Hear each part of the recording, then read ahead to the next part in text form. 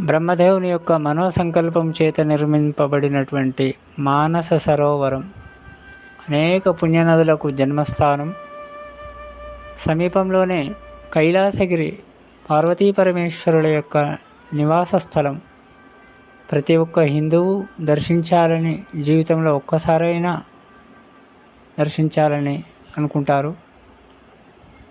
హిందువులకు, జైనులకు, బౌద్ధులకు, చైనీయులకు కూడా ఇది ఆరాధ్య స్థలము. ఇది పూర్వము అనేక యుగాల క్రితం నుంచి కూడా ఆ సరోవరం అనేది అక్కడ ఉన్నది అని అంటారు.